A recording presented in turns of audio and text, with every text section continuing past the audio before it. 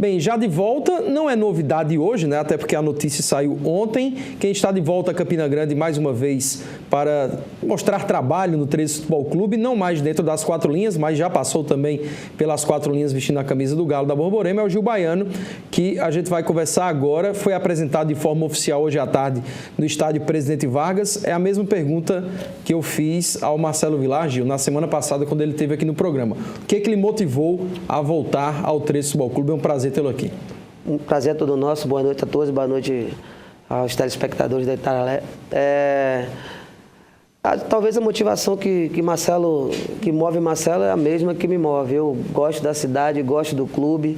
As pessoas envolvidas na gestão são pessoas que eu vejo, eu sinto muita confiança naquilo que eles fazem. São pessoas que pensam parecido comigo, no que diz respeito a questão da forma de enxergar o futebol, a forma de enxergar a vida, sempre preservando os conceitos de honestidade, de probidade, de educação e de trabalho. Então, o 13 é um clube de renome nacional, de marca, de tradição.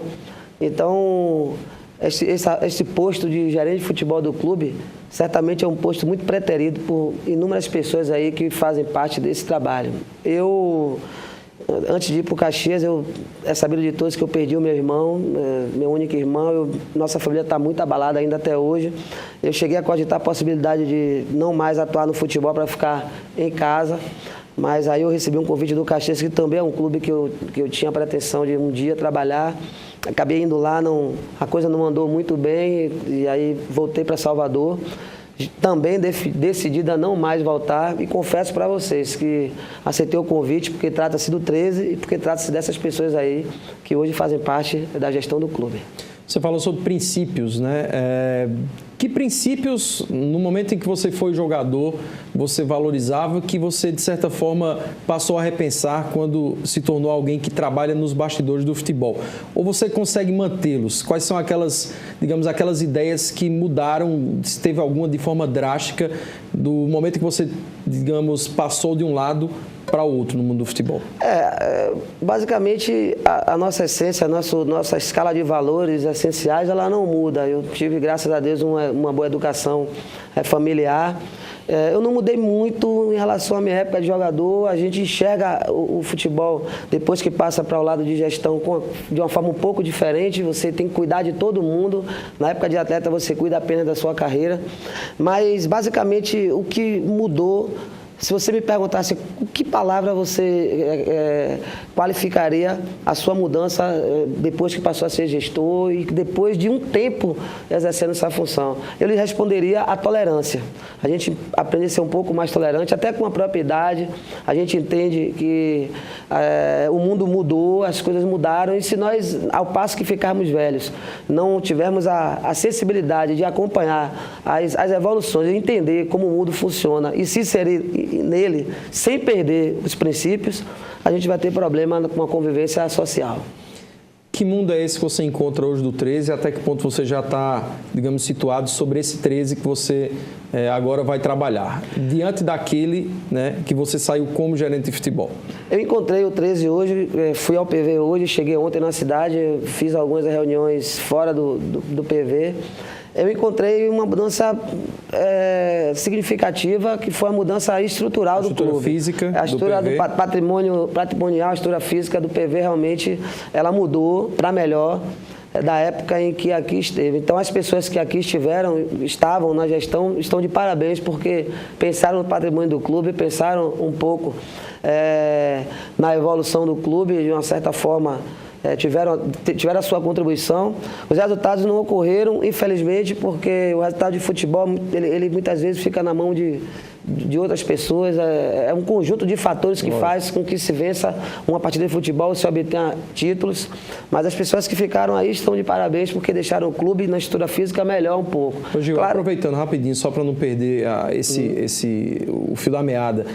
Durante esse tempo, enquanto um colaborador em especial puxou essa bandeira de estruturar o 13, investir, né, no estádio, que é também o centro de treinamento do clube, ele não dispõe de outro local, pelo menos até então, com a contribuição, lógico, da torcida do 13, que você conhece muito bem, mas muito se falava, um dito popular, parecido com esse que eu vou dizer, que gaiola bonita não dá comida a passarinho. Você concorda com isso? Pelo que você já andou e viu pelo futebol brasileiro, é assim? Tem que se gastar dinheiro só no futebol? Ou também a mudança, né, no futuro do clube passa por esse tipo de investimento? Não, é um conjunto de fatores. Passa pela estrutura física, mas o recurso material, humano, ele é muito importante. Não adianta você pegar uma Ferrari e dar alguém que não saiba dirigir um carro. Então, a analogia é bem parecida com isso aí. Precisa, sim, de um conjunto de situações para que o clube funcione de uma forma adequada. É desperdício você equipar uma sala de fisioterapia, por exemplo, fisiologia, com equipamentos de última geração e não ter profissionais que saibam utilizar. Então, ambas as coisas andam lado a lado. Mas, então, como eu dizia, o pessoal está de parabéns aí pelo que fez e a gente vai tentar dar a nossa contribuição também para que o 13 saia vencedor aí nessa situação. Essa mudança foi bastante significativa. O 13 passa por problemas financeiros, como a grande maioria dos clubes passam. Precisa se pensar no futebol mais profissional aqui no estado da Paraíba, aí sou mais abrangente, porque a legislação mudou um pouco, os clubes têm que se adequar, o Profut, o fair play financeiro, então os clubes têm que ficar espertos em relação a isso. Uma das exigências, no bom sentido da palavra, que fiz, ou da consultoria que fiz para o pessoal, é deixar, assim, reiterar aquilo que eles já sabem, que tem que se preocupar no 13, primeiro como clube e depois como equipe. Pois é, eu acho que é o principal desafio, um dilema que deve passar na cabeça. Não sei se os dirigentes já têm, digamos, muito bem definida essa política, Gil, em relação a, digamos, qual o grau de risco que o clube deve passar. O Petrônio assume para preencher um espaço deixado pelo Bebeto de uma gestão de 1 ano. Eleições, já vai ter que se falar em eleição no 13 no ano que vem, inclusive.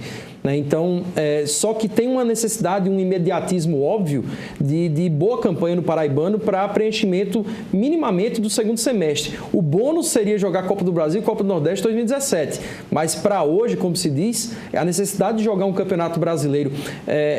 Esse seria para você também um desafio muito grande, já que você vai participar de toda essa parte de contratações e tudo mais. Esse tiro curto tem que ser dado e muito efetivo, né, a tão curto prazo.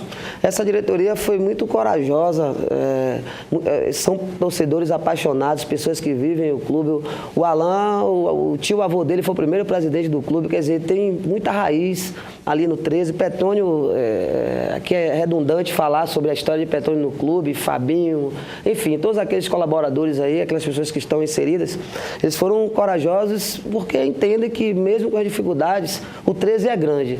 Isso que me fez vir aqui também. O 13 tem uma torcida que, realmente, eu que fui em outros centros, eu dificilmente vejo uma torcida como o 13 aqui é. Então, é uma marca que ela tem... Vamos ter muito trabalho? Vamos ter, claro que sim. O futebol não é fácil, o futebol é muito complicado se fazer num espaço curto de tempo. O futebol é curioso porque em tudo na vida a gente planeja para depois obter os resultados. O futebol é uma operação inversa. Você tem que obter resultado para depois planejar.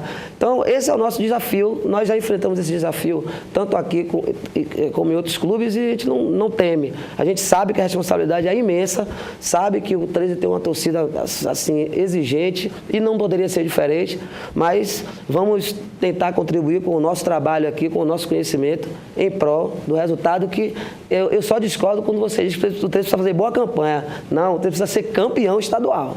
É porque só tem um resultado. No frigir dos ovos, se houver um vice-campeonato do Botafogo, pelo menos parte desse... É lógico que quando 13 Campinense e Botafogo entram em um campeonato, o torcedor só pensa em título.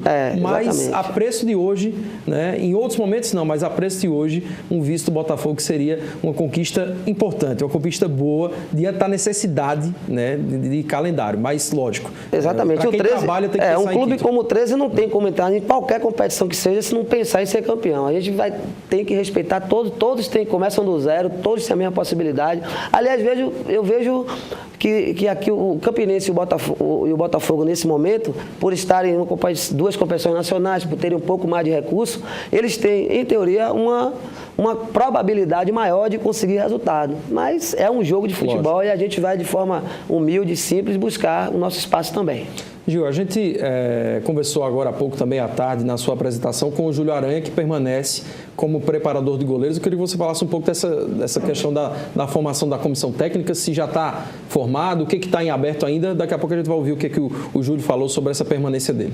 O Júlio é um profissional que a gente já conhece, é um grande profissional, é um amigo, um cara que é identificado com o clube. Então, a diretoria definiu por mantê-lo. Fica uma lacuna, talvez, ali na questão do preparador físico. O Marcelo é o treinador, já veio com o seu auxiliar, que é o nosso Antônio Barros, o Totonho. Precisamos de um massagista também, parece que o clube tem essa lacuna. A gente vai definir isso o mais breve possível, mas o que ficou acertado de fato hoje é que é o Marcelo, o Totonho e o Júlio permanecem aí. O Júlio permanece também na nossa comissão técnica. Então vamos ouvir aí o que falou o Júlio Aranha sobre esse acerto, essa renovação, a permanência dele à frente do departamento aí de preparação de goleiros do Galo da Borborema. Eu me considero um cara que já vem trabalhando há bastante tempo no 13 e tem um respeito da diretoria. E já trabalhei com essa diretoria no passado, né? E graças a Deus tivemos um bom relacionamento e com todos eu tenho um bom relacionamento. O que eu acho que é importante é você ser transparente no seu trabalho e quando você mostra um bom trabalho, a tendência é você retornar sempre aonde você está. E eu venho fazendo um bom trabalho, graças a Deus, me empenho bastante para isso. Vocês são pessoas que estão sempre aqui e acompanham meu trabalho. Qual é o perfil de goleiro ideal para esse momento aí em que vai haver uma cobrança maior, certamente? Com certeza. Esse ano vai ser um ano que, como o Marcelo falou, é Copa do Mundo para o 13. Então a gente temos que trabalhar muito, pensar bastante no clube e muita dedicação. Assim a gente vamos conseguir o êxito, que é conquistar o título paraibano dentro daquilo que a gente vamos fazer no planejamento, que a diretoria nova tem, né, com os pés no chão, e a gente vamos buscar esse título, que eu sei que tem grandes equipes também que vão buscar também da mesma forma que vamos. Então a gente tem que intensificar mais os treinamentos, como vamos sair na frente, começando uma pré-temporada mais cedo e acreditamos que vamos fazer um belíssimo trabalho e essa torcida vai ter alegria nesse ano de 2016. Pois é, o Júlio que não assim, dispensa comentários sobre a competência dele, né? Nesse quesito aí, 13 Campinense tem tido ótimos preparadores de goleiro, o Lagusa, que está lá na Raposa, permanece, o próprio Walter Bahia, do trabalho que fez no Botafogo, inclusive ontem se desligou do Botafogo, foi a informação que eu obtive, né? Aí criava-se a expectativa, porque o Vilar, naturalmente, o torcedor também imaginava, né? O Vilar já trabalhou muito tempo com o Walter, poderia ser ele, mas o Júlio permanece. Queria que você falasse um pouco sobre... Para a função de gerente de futebol, quando você chega num clube que já tem uma base não só de jogadores, seja da base mesmo, jogadores de juniores, sub alguma coisa, mas quando já se tem pelo menos uma referência como o Milton Cruz trabalha no São Paulo, né? Quando você tem pelo menos já um massagista, alguma coisa, ajuda e até que ponto essa mística de que o treinador tem que chegar com toda uma comissão técnica pronta, ela tem mudado? Olha, Gustavo, eu defendo a ideia de que todo clube tem que ter uma comissão formada em casa, são aqueles funcionários fixos, seu treinador de goleiro, seu auxiliar, seu preparador físico. E aí, obviamente, o treinador, quando vem, normalmente ele traz as pessoas da confiança deles, mais um preparador físico, um auxiliar. Eu defendo essa ideia pelo seguinte: o treinador, ele pode se desligar, é uma peça que como vou dizer? Pela cultura. Pela cultura, exatamente. Pela cultura do futebol brasileiro, é uma peça que se troca muito por vários fatores, por ele receber uma proposta superior a que se tem, ou pelos resultados. Então, eu vejo que muitos clubes eles têm esse problema, quando demite treinador, eles imediatamente têm que se obrigar a colocar um outro no lugar, a torcida pressiona. Então, às vezes o dirigente, por se sentir pressionado, ele não faz uma escolha mais adequada. Se você tem uma comissão técnica em casa, digamos que você não fica na mão. Isso. A comissão técnica segue o trabalho e você vai com tranquilidade, com calma, buscando um novo substituto para o treinador que saiu, com mais calma, com menos custo, com mais critério. É por isso que eu defendo essa ideia daqueles que são, até para receberem aqueles que chegam, que já conhecerem ali o ambiente de trabalho, mas isso aí, além da questão profissional, tem que se estabelecer uma relação de confiança, isso é muito importante. Com certeza, e o caso do São Paulo que eu citei é muito claro, né? O Doriva aí com poucos jogos, né? Pegou o barco andando, né? A bomba chiando, como se no futebol já foi demitido, né? O São Paulo agora já não sabe o que faz. O Rogério Ceni nem entregou ainda as luvas, né? Já estão falando em Rogério Ceni treinador do São Paulo para o ano que vem, coisa que eu não acredito muito. Gil, para a gente chegar na reta final aqui da nossa conversa, queria que você falasse um pouco desse mercado hoje que vocês têm encontrado. A gente sabe que erros eles acontecem na hora de contratar, mas quando os objetivos são alcançados, os acertos eles se sobrepõem a esses erros, né? Não vai acertar 100%. Nenhum time tem do 1 ao 11, né, jogadores que convencem a torcida ou mesmo a imprensa. Que mercado é esse que vocês têm encontrado? É natural que, por experiência, nesse primeiro semestre, né, é o final do segundo semestre. Então, mas para o primeiro semestre do ano, a gente conta sempre dificuldade, porque são muitos clubes em função dos campeonatos estaduais, né, que são muita oferta de emprego. Os clubes estão mais oxigenados financeiramente, porque os menores das prefeituras às vezes ajudam, as federações, principalmente dos estados do eixo sul e sudeste. Então a concorrência ela torna-se muito desleal, digamos assim, para se trazer alguns atletas. A gente busca, claro, atletas no perfil daquilo que a gente quer, dentro do patamar que o 13 pode oferecer. Diante desse momento do 13, qual o tipo assim, o perfil que vocês traçam do atleta que deve vir? Porque a gente fala às vezes do tipo de competição que requer um atleta um pouco mais experiente, né? Tem aquele que tem que usar o time mesmo de trampolim para mostrar o futebol, aquele cara mais novo, né? É lógico que sempre há uma mescla, mas se fosse traçar assim um perfil, qual seria o perfil do jogador que o 13 precisa como hoje? O 13 necessita de ser campeão estadual por N aspectos, já que não precisa se falar, eu vejo que os times campeões são times que têm atletas que são mais acostumados a esse tipo de situação, a serem campeões. Atletas que foram campeões em outros clubes, em outras situações de dificuldade, atletas que não pesam muito a camisa, e esses custam um pouco caros. Então, dentro desse mercado aí, a gente tem que ter um jogo de cintura para mesclar com aqueles também que precisam buscar o seu lugar ao só, que precisam dar a vida, como se fala no futebol. Então, é dentro desse perfil aí, atletas que a gente já conhece, porque o tempo de treinamento, de preparação, parece que é muito, mas não, é um tempo curto para entrosar. Atletas que conhecem o próprio Campeonato Paraibano também. Exatamente, conhece o tipo da competição, que se conhecem mutuamente. Então, esse é em cima desse checklist que a gente está tentando montar o nosso quebra-cabeça. Não é fácil, a gente sabe que não é fácil, mas vamos tentar fazer dentro daquilo que a gente pode. Dos que estão aí, ou pelo menos estiveram aí, quem tem contrato, vocês pretendem rever, né? Até que ponto o clube também, porque muda tudo, né? Nova diretoria, muda tudo praticamente, né? O que vocês pretendem fazer em relação a quem passou por aqui? Até porque o torcedor viu um time que até se superou, de certa forma, na Série D, diante das várias limitações, né? Pretende se avaliar também quem passou por aqui? Exato. Gustavo, eu não conheço nenhum clube de futebol que, mesmo com mudança de gestão, de técnico, todos os atletas do elenco foram embora. Então, eu já estou respondendo automaticamente a sua pergunta. Obviamente, o 13, reiterando suas palavras, a gente acompanhou, dentro das dificuldades que o Joba teve aí, ele montou um time que foi, o 13 com muita dificuldade. Então, pode-se dizer que, embora o objetivo não tenha sido conquistado, dentro da possibilidade, o 13 foi até onde pôde. Poderia chegar um pouco mais à frente. Então, lógico que tem atletas que fazem parte do elenco que se destacaram. A gente vai avaliar com calma e deverá permanecer alguns atletas, sem dúvida alguma. Não vou perguntar sobre o caso do Nonato, porque eu já ouvi você falar também, mas o Nonato, lógico, foi a referência do clube nessa última temporada, né? E praticamente saiu daqui dizendo: eu quero terminar a carreira no 13, é uma referência, é uma pessoa que você conhece muito bem, né? Porque é da região, é da Bahia, né? Jogou em grandes equipes, você sempre elogiou muito o Nonato, né? Então, acaba sendo uma referência, que vem muito da arquibancada. Para vocês, escutam muito, com certeza, mas pelo feito dele no 13, até o número de gols que marcou, acaba sendo uma referência. Não sei como é que está esse contato, eu quero que você termine a participação falando sobre o Nonato. Fui eu quem trouxe o Nonato para cá, ele foi meu companheiro de clube lá no Bahia. Quando eu indiquei o Nonato para o 13, eu pensei nele ficar aqui 5, 6 anos, encerrar a carreira dele aqui, porque ele é um atleta acostumado a jogar em clube de massa. Eu sabia que a torcida do 13 o iria idolatrar, como aconteceu. Então, é claro que um atleta desse nível, artilheiro, um dos maiores finalizadores que eu conheço, Conversei com ele hoje, inclusive, ele tem vontade sim de voltar para o clube. Você já havia falado que ele saiu daqui com esse pensamento, ele de fato confirmou isso que você acabou de dizer. Agora a gente quer o atleta, vamos ver se a gente consegue entrar num denominador comum e ele vem. Mas eu acredito que o Nonato será um atleta que a gente vai conseguir repatriá-lo aí, ele vai ficar aqui nos ajudando.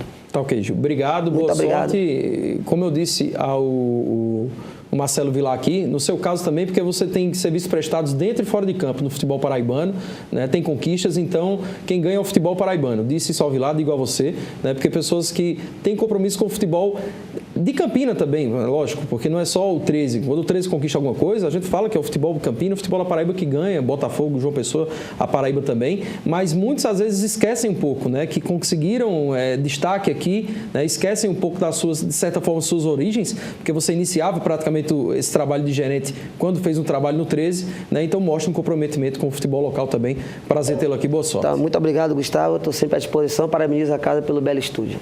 Obrigado, então, Gil Baiano. A gente faz uma pausa, mas a gente ainda vai falar sobre futebol no próximo bloco, em especial sobre as preparações e organizações das equipes para o Campeonato Paraibano do ano que vem. Até já.